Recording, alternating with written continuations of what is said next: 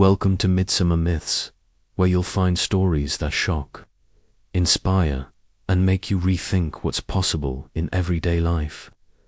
Today's story will make your blood boil, because it's about a homeowners association that decided they had the right to control when I could leave my own house. Imagine you're on your own property, a quiet evening, the air still warm from the day's sun, the sound of crickets just starting their nighttime chorus, and you step outside for a short walk, only to be confronted by armed security guards who claim you violated curfew. Yes, curfew, as if you're a teenager living under your parents' roof. That was the absurd reality I faced in my small lakeside neighborhood. We'd lived here for years, and while the HOA could be annoying, endless letters about lawn, maintenance, and approved paint colors, I had never heard of any curfew rule. Then, one Thursday night, I got a notice slipped under my door. Residents are prohibited from being outdoors past 8 p.m. unless for emergencies. Violators will face penalties and possible legal action. I laughed when I read it. Legal action. For stepping outside. It sounded so ridiculous, I assumed it was a prank, maybe some overzealous board member trying to flex. I decided to ignore it. 2 nights later, around 8:30 p.m., I took my dog for a walk down the trail that runs along the lake. That's when I saw them. 2 HOA security officers in reflective vests, flashlights cutting through the dark. They weren't law enforcement, but they moved like they wanted to be. "Sir, stop right there," one of them barked, shining his light in my face. "What's the problem?" I asked, shielding my eyes. "You're violating HOA curfew. You need to return home immediately." I couldn't believe what I was hearing. HOA curfew. That's not even legal. The taller one stepped closer, clearly trying to intimidate me. "The rules are clear. You're trespassing on HOA managed property." That was laughable. The trail was public access. And trespassing. I owned the land behind my house. They had no authority here. My dog started barking, picking up on my irritation. I was ready to walk past them when the taller guard suddenly stepped into my path and shoved me back. My dog lunged, and I had to tighten the leash. "Touch me again," I said, my voice low, "and you'll regret it." He didn't listen. Instead, he reached for my arm, as if he planned to drag me back to my house. That's when I realized this wasn't going to be solved with words. I'd lived a calm life since leaving my military service. But there's a part of you that never forgets how to handle a threat. And right now, I was staring at 2 wannabe cops who thought they could bully me. What they didn't know was that I had every intention of standing my ground, and I had the law and my training on my side. Asterisk, the taller guard's grip tightened on my arm, and for a split second, I could feel my pulse pounding in my ears. Not from fear, but from the sheer disbelief of the situation. To men who weren't even police, thought they could enforce an illegal curfew by physically detaining me on my own property. "Let go," I said firmly, keeping my voice calm. Years in the service had taught me one thing: stay cool until you need to act. But instead of releasing me, he twisted my arm slightly and said, "We're escorting you home. The HOA will decide you're fine in the morning." I laughed, not because it was funny, but because the absurdity had reached a point where there was nothing else to do.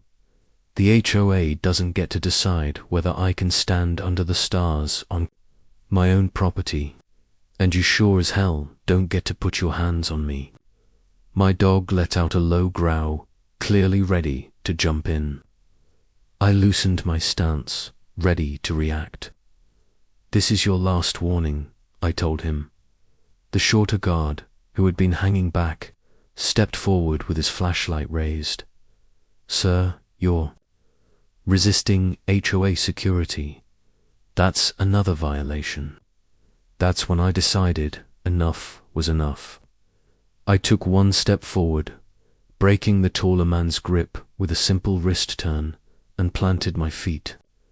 You boys need to think carefully about what happens next, because right now you're assaulting a homeowner, and the next thing you'll be dealing with is the sheriff's department, not your little HOA. They hesitated. You could tell. They were suddenly aware they'd crossed a line. But instead of backing down, the tall one pulled a radio from his belt. "Dispatch, we have a resident resisting orders. Requesting backup at the lake trail. Backup for me walking my dog." Incredible. I decided to play this smart. I pulled my phone from my pocket and started recording. "Say hello to my lawyer," I said, panning the camera over their faces. That changed their tone instantly. The shorter guard lowered his flashlight, mumbling something under his breath. The taller one, though, doubled down. "Recording is not allowed on HOA property." "Good thing," I said with a smirk. "This is my property and public access land, and this recording is going straight to the sheriff." I could see the doubt flicker in his eyes, but before anything else could happen, 2 more men in vests came jogging down the trail toward us. HOA backup had arrived. 4 men, flashlights in my face, all for the crime of walking after 8 p.m.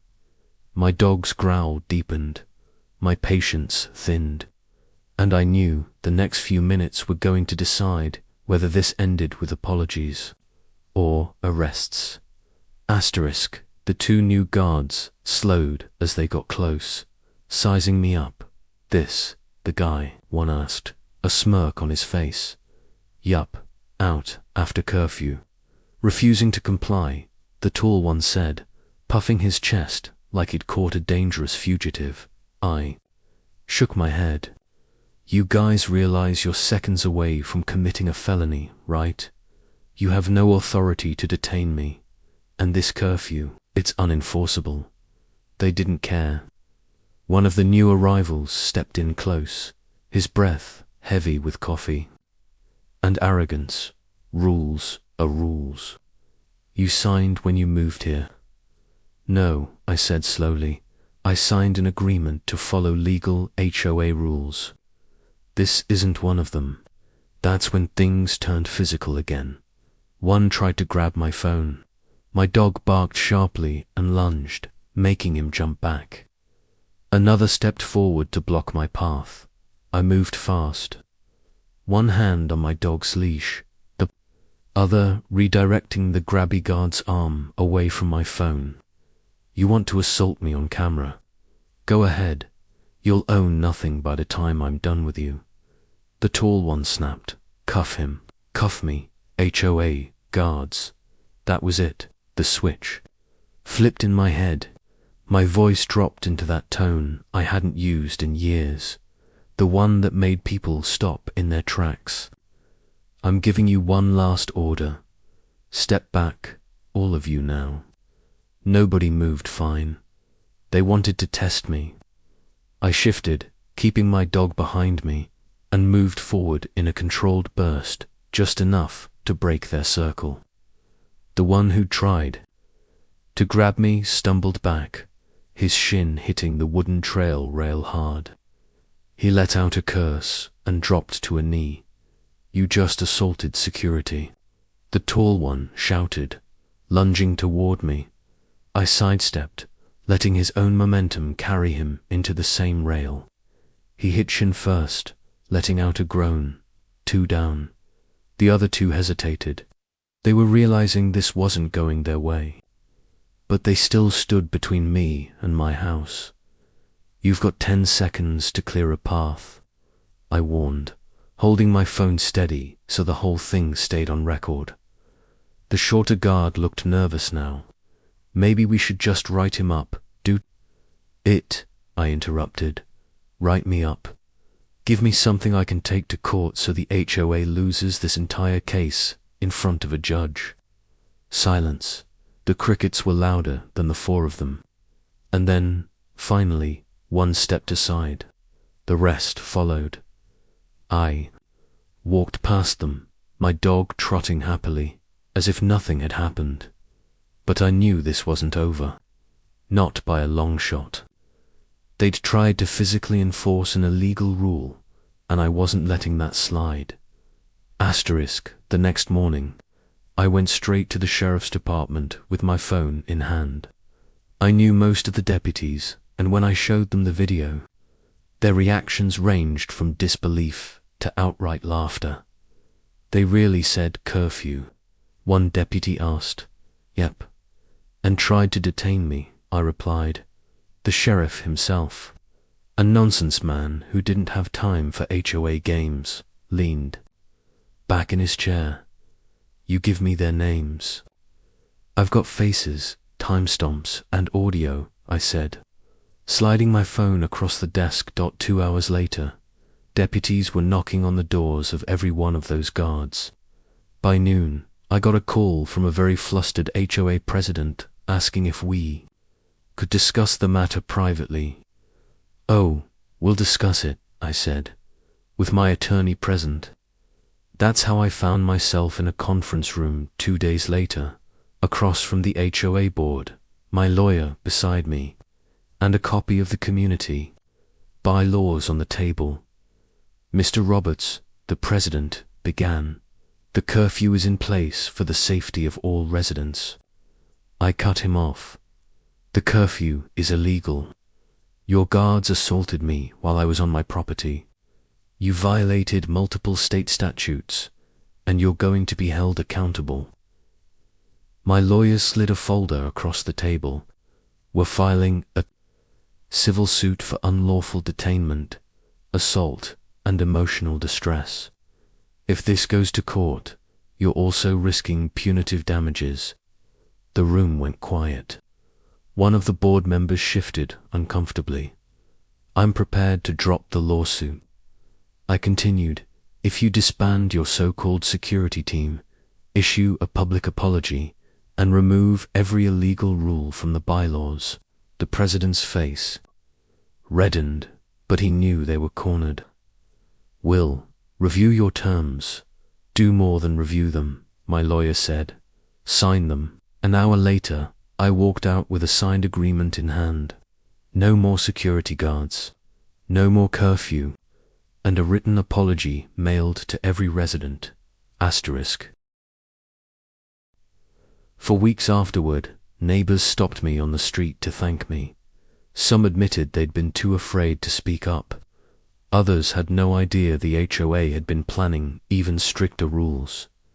The apology letter became neighborhood legend, especially the part where the board admitted the curfew was never legally enforceable.